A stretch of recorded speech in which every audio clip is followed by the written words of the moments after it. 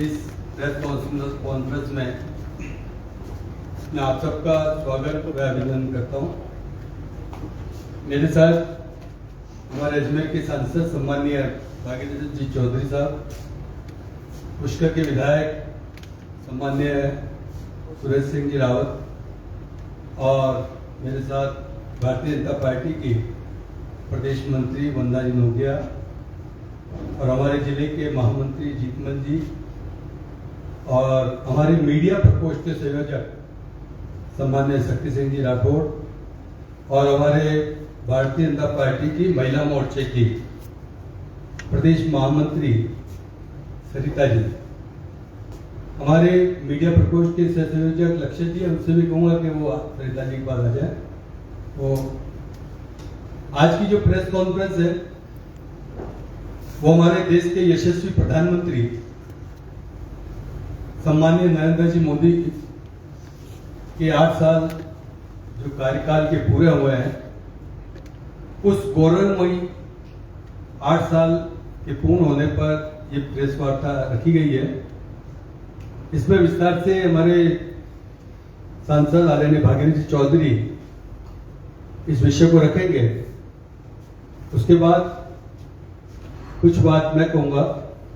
तो मैं सबसे पहले सम्मानीय हमारे सांसद महोदय भागीरथ जी चौधरी से आग्रह करूंगा कि अपनी बात को रखें।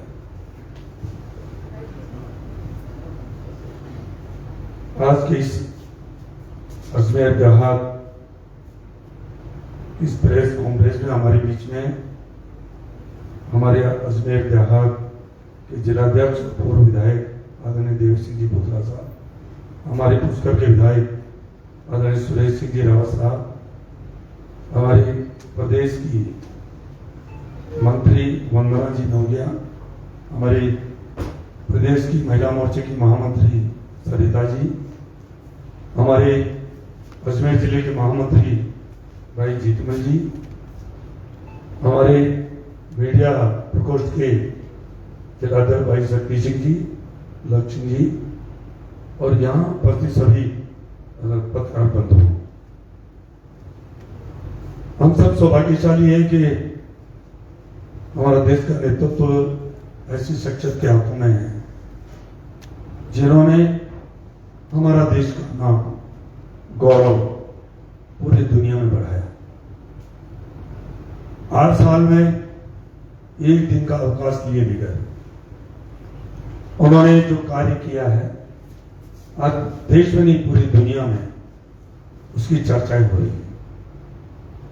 आज पूरी दुनिया ये टकटकी लगा के देख रही है कि हिंदुस्तान का प्रधानमंत्री नरेंद्र भाई मोदी जी का क्या रुख है।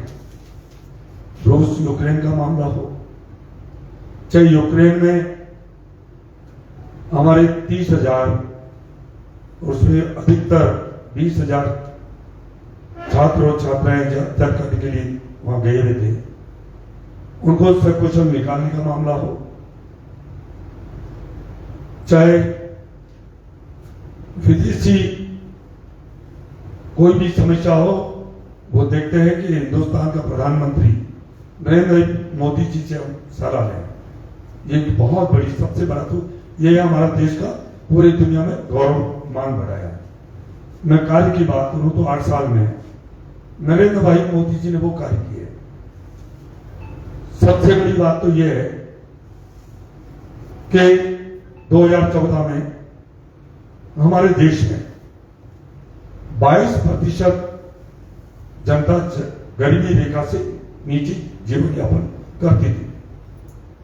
आज 2022 में 10% जनता है जो गरीबी रेखा से नीचे है, यानी 12% गरीबी की रेखा से ऊपर उनका आज स्तर बढ़ा है। सबसे इससे बड़ा कोई उदाहरण हो नहीं सकता है। और उसका कारण है कि नरेंद्र भाई मोदी जी और हमारी केंद्र सरकार, भारतीय जनता पार्टी की सरकार ने जो नीतियां बनाई है, वो गरीब को गणेश मानकर उन्होंने नीतियां बनाई है। चाहे शौचालय के बाद, चाहे उज्ज्वला योजना हो, चाहे जनधन योजना हो, चाहे जितने भी योजनाएं हैं चाहे किसान सम्मान निधि हो, मैं कह रहा हूं एक नहीं अनेक ऐसी योजनाएं हैं जो सिर्फ उनका ध्येय है कि जब तक गरीबी नहीं मिटेगी, जब तक ये देश विकसित राष्ट्र के संग में खड़ा नहीं हो सकता है। तो उन्होंने शौचालय किसी घर में नहीं था, कोई अमीर के घर में नहीं था क्या? उन्होंने 2014 में कहा था, मैं छोटा व्यक्ति इसलिए छोटी बात करता हूं कि आज भी करोड़ों माताएं बहनें अंधेरे का इंतजार करती है, कब अंधेरा और कब जंगल में सूद के लिए जाए। उन्होंने चिंता करी शौचालय की, स्वच्छता की, सफाई की, उज्ज्वला योजना की, गैस सिलेंडर की बात। विश्व स्वास्थ्य संगठन ने जब सर्वे किया हमारे देश में, तो 25-30 साल की जो महिलाएं यहाँ, जो दूसरे देशों में 70-75 साल की महिलाओं की आंखें खराब हो जाती, फेफड़े खराब हो जाते हैं, यहाँ 25-30 साल की आयु में हो जाते। तो इस दर्द को किसने समझा? नरेंद्र भाई मोदी जी ने समझा। अनेकों ऐसे उन्होंने कार्य किया। दूसरा, इतने ऐतिहासिक फैसले लिए। गरीब को गणेश पालकर जो योजना बनाई है वो तो ही जो सैकड़ों योजना है। मैं कह रहा हूं, पहले बैंकों में जानते ही नहीं थे कि बैंक में खाता कैसे खुलता। गरीब तो कभी बैंक का दरवाजा नहीं देखा, पर तो करोड़ों माताओं का जीरो बैलेंस है, और वो भी 500 रुपए 3 महीने तक लगातार 500 रुपए जमा करा कर उनका जो खाता खोला गया, जो ये भी एक बहुत बड़ी चीज है। किसान की कभी कोई सुध नहीं ली। किसान सम्मान निधि के रूप में 6,000 रुपए, 2,000 रुपए 3 किस्तों में 6,000 रुपए किसान सम्मान निधि के रूप में। दूसरा, मैं तो कह रहा हूं, मैं क्योंकि मैं भी एक किसान का बैठा हूं और मेरी भी रकम है, किसान का खून दौड़ रहा है। मैं कह सकता हूं कि जितना सबसे पहले तो अटल बिहारी वाजपेयी जी ने किसान की सुध ली, किसान उन्होंने फसल बीमा योजना लागू करी, या उसके बाद नरेंद्र भाई मोदी जी 8 साल में उन्होंने किसान की दुगनी आमदनी कैसे हो, इसके लिए उन्होंने प्रयास किए। एमएसपी की बात करूं, आज 75 साल हो गए, हम अमृत महोत्सव मना रहे हैं। 75 साल में किसान के समर्थन मूल्य बढ़ता, लागत मूल्य तो बढ़ता जा रहा है, समर्थन मूल्य बढ़ा नहीं। उसी के कारण आज किसान की दशा बहुत खराब। परंतु 2014 से लेकर 2022 तक किसान की आमदनी दुगनी कैसे, उसके लिए एमएसपी बढ़ाई, 1 गुनी, 2 गुनी, 2.5, 3 गुनी, और आज उसका परिणाम क्या निकल रहा है? आज मैं सरसों की बात, तिलहन की बात करूं, तिलहन में आज एमएसपी के ऊपर मार्केट रेट बिक रही है। तो किसान के लिए, महिलाओं के लिए, चाहे मजदूर के लिए, चाहे सर्व समाज के लिए, व्यापार के लिए। मैं कोरोना की बात करूं, कोरोना काल में आज 138 करोड़ की जनसंख्या हमारे हिंदुस्तान में, यह मास्क और सैनिटाइज भी नहीं था, कोई भी संसाधन नहीं था यहाँ। परंतु दूसरे मुल्क ये देख रहे थे कि इस कोरोना काल में देश वापस उठ के खड़ा नहीं होगा। परंतु नरेंद्र भाई मोदी जी के नेतृत्व में समय पर लॉकडाउन, पहले जनता कर्फ्यू, फिर लॉकडाउन लगाया उन्होंने, चाहे ताली थाली दीपक साथ बजाना, और उसका अनुसरण पूरे दुनिया ने किया। उसका परिणाम निकला। आज चाहे वैक्सीन हो, आज वैक्सीन 2 अरब की लगभग, 2 अरब पूरी दुनिया में कहीं नहीं है। 2 अरब वैक्सीन निःशुल्क हमारे देश में लगी है। 80 करोड़ जनता को मुफ्त में आज 5 किलो गेहूं या 5 किलो चावल या 1 किलो चना की दाल मुफ्त में दी जा रही है। 2 रुपए जो ले रहे हैं वो स्टेट गवर्नमेंट ले रही है ट्रांसपोर्टेशन, केंद्र सरकार एक नहीं पैसा भी ले रही है। आज जल जीवन मिशन 2024 तक हर घर में नल होना चाहिए, उसमें जल होना चाहिए, उसके लिए 27,000 करोड़ रुपए, सौभाग्य से मैं भी उसके बेटे का मेंबर हूं, 27,000 करोड़ रुपए राजस्थान सरकार को दे दी। पर दुर्भाग्य से इन्होंने अभी 4,000 करोड़ तो उठाए, पर 3,000 करोड़ रुपए खर्च किए हैं। ये स्थिति है। राज्य सरकार तो बिल्कुल केंद्र सरकार की जो जन कल्याणकारी योजनाओं को फेल कर रही। फिर दूसरा मैं कहूं, धारा 370-35 है, नागरिकता संशोधन बिल, 3 तलाक, मर्यादा पुरुषोत्तम भगवान धाम जो 500 वर्षों से जहां मर्यादा पुरुषोत्तम भगवान धाम का जन्म हुआ, वो एक तिरपाल के अंदर थे, वहां आज उनका भव्य मंदिर बन रहा है। कई इस तरह के अनेकों, मैं कह रहा हूं इन्होंने ऐसे ऐसे काम किए हैं। आज मैं कभी कोई कहते हैं, विपक्ष कहते हैं महंगाई की बात है, मैं कह रहा हूं आज हिंदुस्तान के पास के पड़ोसी देशों को देखिए। आप तो पत्रकार बंधु, चौथा स्तंभ बहुत जागरूक हुआ। आप श्रीलंका, नेपाल, बांग्लादेश, पाकिस्तान, अफगानिस्तान, पास के जितने भी मुल्क देखिए उनकी क्या हालत है। आज डीजल पेट्रोल 150-200 रुपए लीटर तक पहुंच गया। अनाज खाने के लिए नहीं है, शक्कर, हर चीज जो परंतु उसको कंट्रोल किया गया है। और प्रधानमंत्री मोदी जी के नेतृत्व में जो 8 साल में काम किए हैं, मैं कह रहा हूं ऐतिहासिक काम हुए हैं। उन्होंने चाहे कोरोना काल हो, चाहे कोई भी स्थिति हो, 20 लाख 1000 करोड़ रुपए का पैकेज, उसके बाद में भी चाहे जितने भी लघु उद्योग हो, उनको सबको उन्होंने संबल दिया है। मैं ये कह सकता हूं कि नरेंद्र भाई मोदी जी के नेतृत्व में जो 8 साल में जो काम हुए हैं वो बेमिसाल है। मैं ये कह सकता हूं आज दुनिया में सबसे सुरक्षित और सबसे मजबूत राष्ट्र आज ऐसी विषम परिस्थिति होने के बावजूद, जब ये कोरोना काल में स्वाभाविक है, महंगाई बढ़ी है और सब कुछ स्थिति बढ़ी, हर मानव संकट में आ गया, परंतु वैक्सीन आज तक पहले दफे इस देश में, पहले चेचक, कई तरह के जो बीमारियां जो होती थी, विकलांगता, इस तरह के कई जो टीके वैक्सीन डेवलप ही नहीं होती थी और कई दशक लग जाते थे, परंतु पहले दफे है कि केंद्र सरकार मोदी जी के नेतृत्व में पूरे दुनिया में सबसे अच्छी और सबसे बढ़िया वैक्सीन हमारे देश में डेवलप हुई। तो मेरा कहने के लिए बहुत कुछ है, अभी जलाधिकारी जी बताएंगे। 8 साल जो मोदी जी के जो कार्यकाल निकले हैं वो बेमिसाल है इस देश को समृद्ध राष्ट्र बनाने के लिए, खुशहाल राष्ट्र बनाने के लिए। जबकि विषम परिस्थिति इतना बड़ी 100 साल के बाद एक बहुत बड़ी वैश्विक महामारी आई जिसमें मानव संकट इतना बढ़ गया था कि ये सोचते थे कि मानव आखिर बचेगा कैसे, परंतु इनके कुशल नेतृत्व में हमारा देश सुरक्षित बचा भी सही और आज प्रगति भी कर रहा है।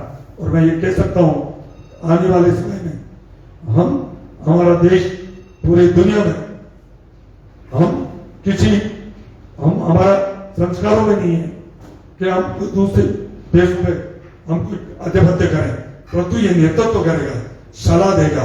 नरेंद्र भाई मोदी जी के नेतृत्व में ऐसा काम हुआ है और पहला व्यक्ति है जो कभी एक दिन की छुट्टी नहीं ली और रात दिन और पहला राष्ट्र फिर पार्टी ऐसी चिंता करने वाला।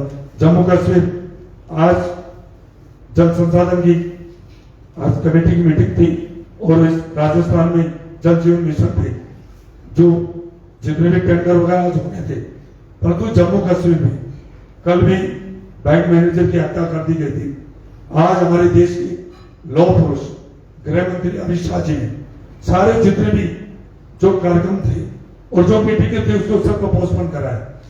आज वहां जम्मू कश्मीर शक्ति के लिए उन्होंने आज मीटिंग करी है और सभी को अधिकारियों को और सबको बुला लिया गया है।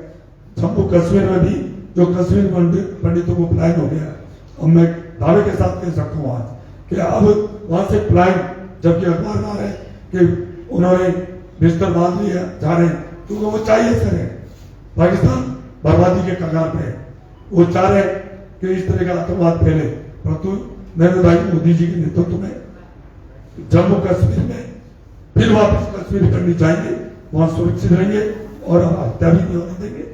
मैं इतना ही कहना चाहूंगा कि मैं पत्रकार बंधु वास्तव में एक एक चीज को गिना है तो 8 साल में जो नरेंद्र भाई मोदी जी ने जन कल्याणकारी किया है वो ऐसे किया है कि गरीब आज कोई ये नहीं कह सकता कि मैं भूखा, मैं कभी भूखा उठा जरूर है पर भूखा सोने की नौबत नहीं है। 80 करोड़ जनता को, 80 करोड़ किसको कहते हैं, फ्री अनाज 5 किलो गेहूं या 5 किलो चावल, 1 किलो चने की दाल दी जा रही है और सब कुछ फ्री वैक्सीन और पूरी दुनिया में। तो मेरा इतना ही कहना है कि नरेंद्र भाई मोदी जी के 8 साल है वो बेमिसाल है और ये इस बात का द्योतक है कि आने वाले समय में हमारा ये देश विकसित राष्ट्र की श्रेणी में खड़ा होगा, ये परम वैभव में पहुंचेगा। इतना ही मैं कहना है। आप सबका बहुत बहुत आभार, बहुत बहुत धन्यवाद।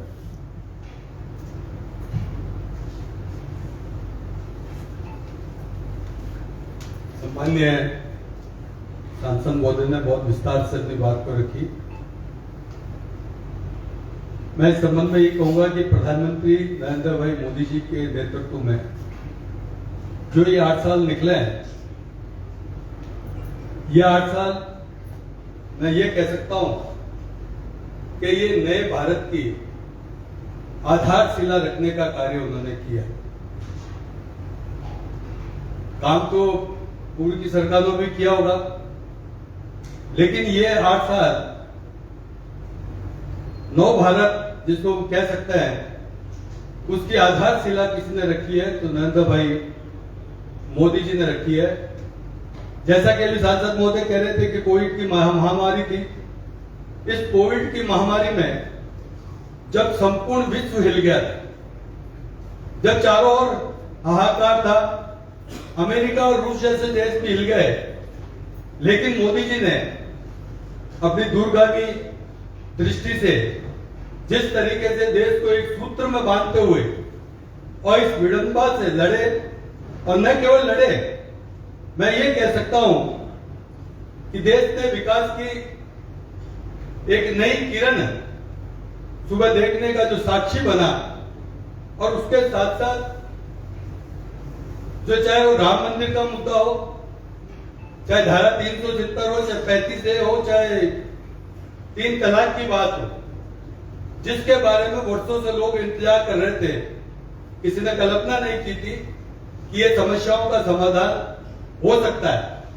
भारतीय जनता पार्टी के ये कहे कि जनसंघ के पहले अध्यक्ष डॉक्टर श्यामा प्रसाद मुखर्जी ने जिस धारा 370 के लिए अपने प्राणों की आहुति दे दी, उस प्राणों की आहुति जिस पार्टी का गठन जिस उद्देश्य को लेकर हुआ था, और जब कहते थे राम मंदिर के लिए सौगंध राम की खाते हैं, हम मंदिर वहीं बनाएंगे, तो लोग इसको मजाक में लेते थे। लेकिन मोदी जी ने उन सब चीजों को साकार करते हुए लोगों को ये बता दिया कि भारतीय जनता पार्टी की कथनी और करनी में एक जरा भर भी कोई फर्क नहीं है। मित्रों, 2014 से पहले का जो वातावरण था वो आप सबसे छिपा हुआ नहीं। देश के अंदर निराशा का वातावरण था, देश के अंदर भ्रष्टाचार का वातावरण था। चारों ओर कोई मीडिया की खबर बनती थी तो 2004 से लेकर 14 तक रोज कोई न कोई बड़े से बड़ा भ्रष्टाचार खुलता था। लेकिन 2014 के अंदर देश को मोदी जी के अंदर एक आशा की किरण जगी, और मोदी जी में जो आशा की किरण जगी, उस आशा की किरण से मोदी जी ने भी, कि जनता ने जो विश्वास किया, उसके आधार पर मोदी जी ने भी कोई अनेक कठोर फैसले लेने में भी कभी वो हिचके नहीं। उन्होंने एक से एक कठोर फैसला लिया और देश की जनता उनके साथ रही।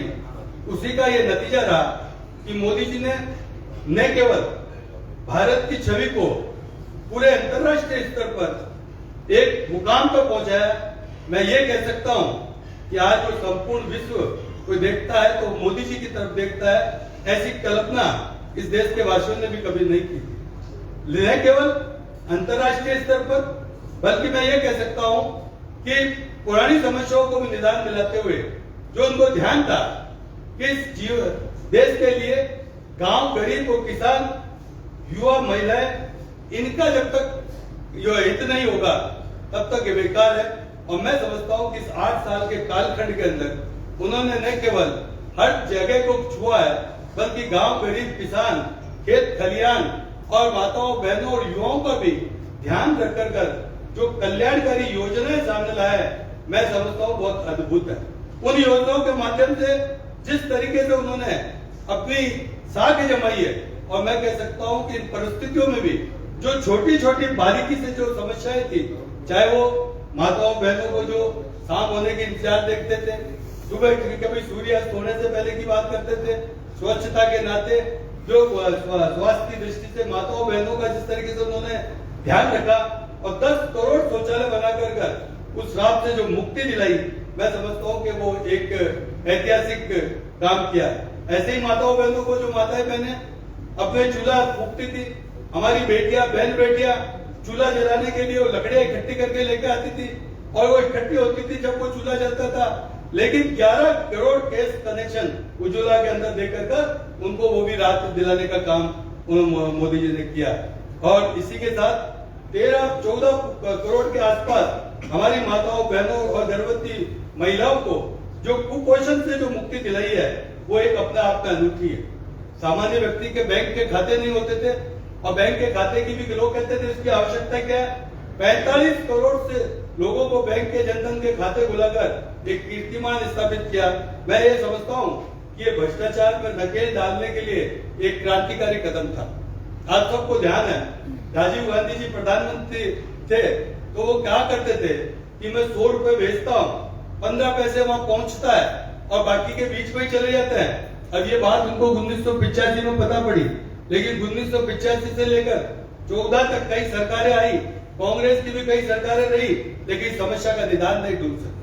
जब जनधन खाते खोले तो लोगों ने कहा इससे क्या होगा, लेकिन जनधन खातों के माध्यम से आज जो आम गरीब की जो हक का पैसा था, चाहे वो किसानों का सम्मान निधि का पैसा था, उसको यदि 100 रुपए मोदी जी ने भेजा तो 100 रुपए उसके अकाउंट के अंदर गया। जो भ्रष्टाचार था, जो बिचौलियों का काम था, वो सारा का सारा वो खत्म हुआ है।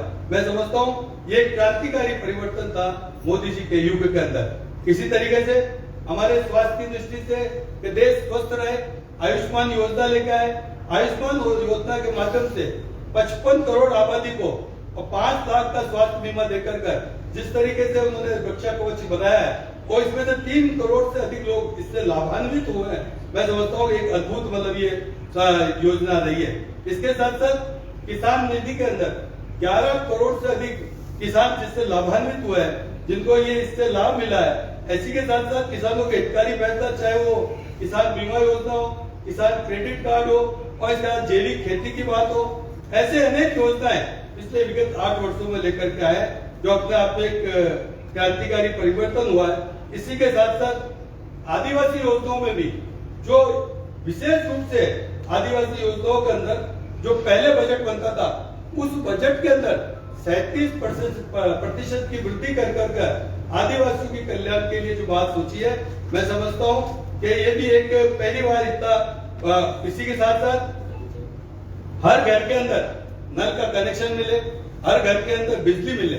आजादी के बाद जो मूलभूत सुविधाएं, बिजली, पानी, सड़क, चिकित्सा जैसे मुद्दों को जो 55 साल तक राज में रहने वाली सरकार कभी ध्यान नहीं दे पाई, मोदी जी ने इन 8 सालों के अंदर जल कनेक्शन की बात हो, चाहे वो घर घर के अंदर बिजली पहुंचाने की बात हो, हर क्षेत्र के अंदर उन्होंने एक अनूठा काम खड़ा किया है।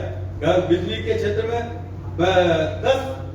11 करोड़ घरों को ये 11 करोड़ घरों में शुद्ध जल पहुंचा है।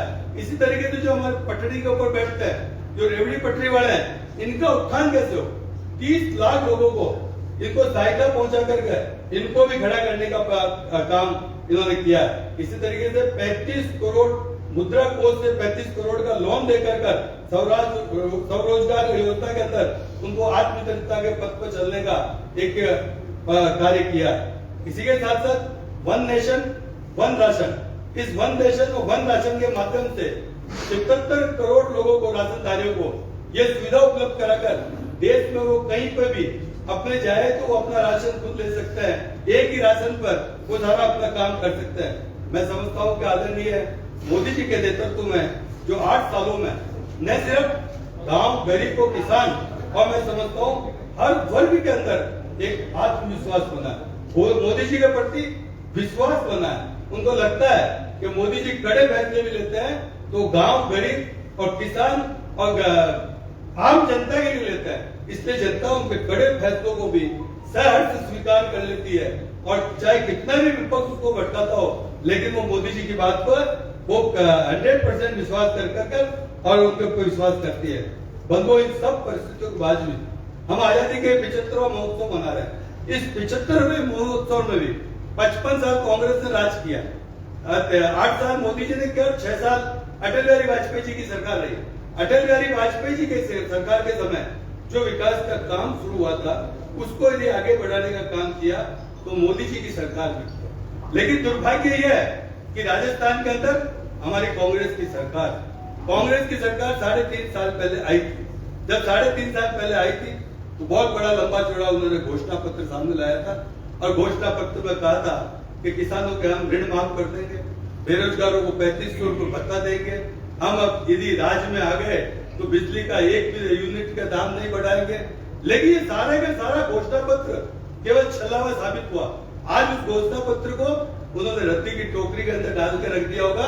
उस घोषणा पत्र में उनको मोदी जी चाह रहे थे कि हर तरीके से उनको सहायता मिले, यहाँ तक कि कोई व्यक्ति घर में भूखा नहीं सोए, उसके उनको राहत देने की बजाय उनको आत करने का प्रयास किया।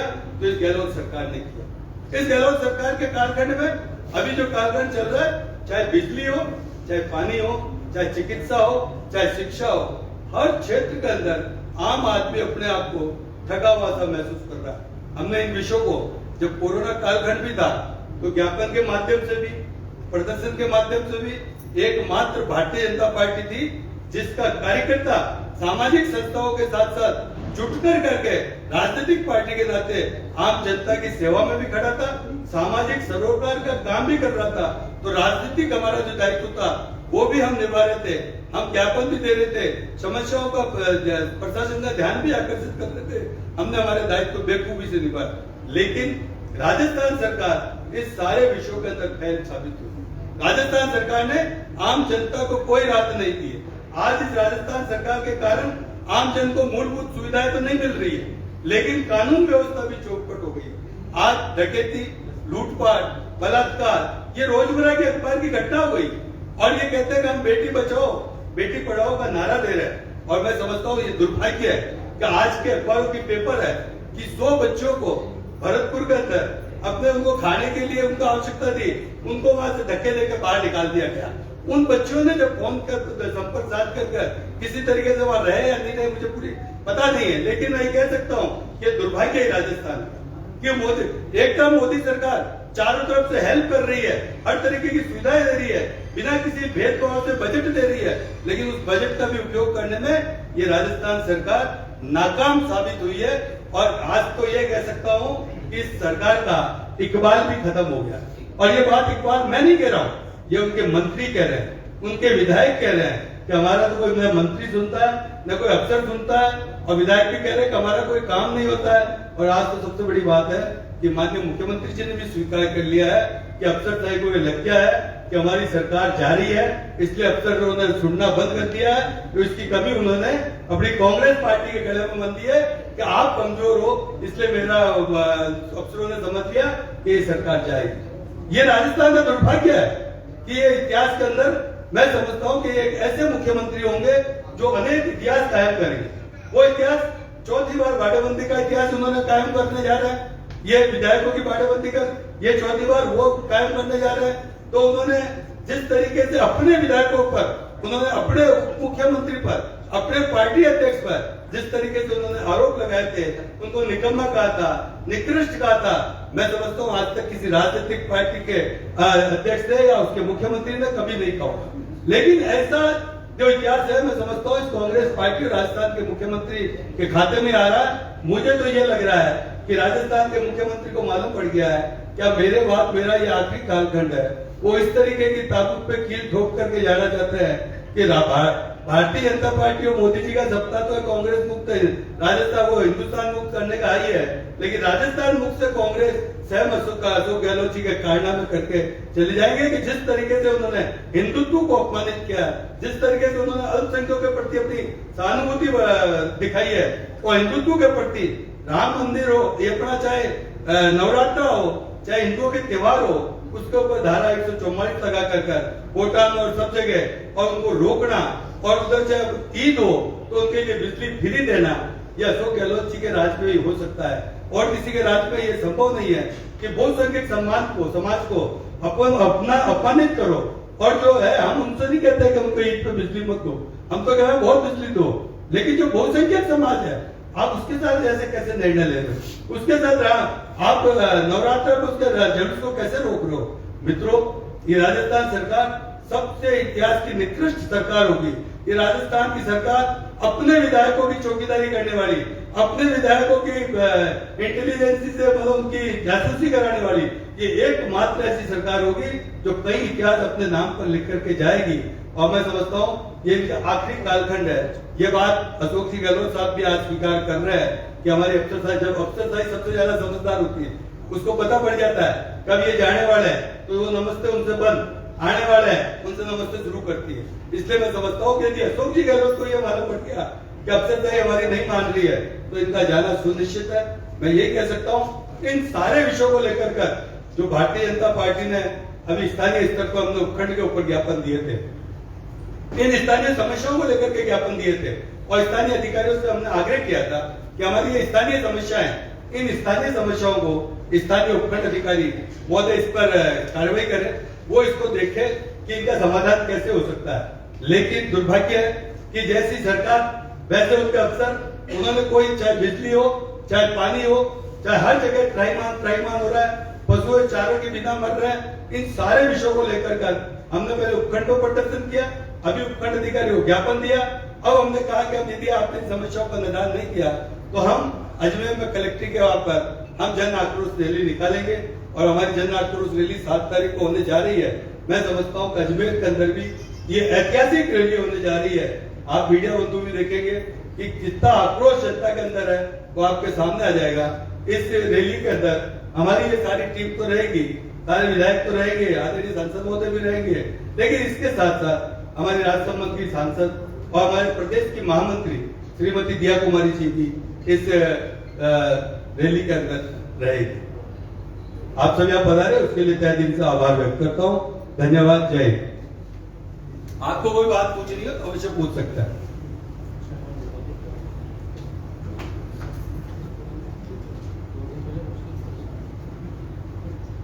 क्या कह रहा है विजय जी? 2 दिन पहले प्रेस कॉन्फ्रेंस में पूछ ली सारी बातें। धन्यवाद। यार ठीक है, वो ठीक जगह पूछा आपने। 2 दिन हुई, वो हमारे बड़े नेता है राजवर्धन सिंह जी, निश्चित रूप से उन्होंने बहुत विस्तार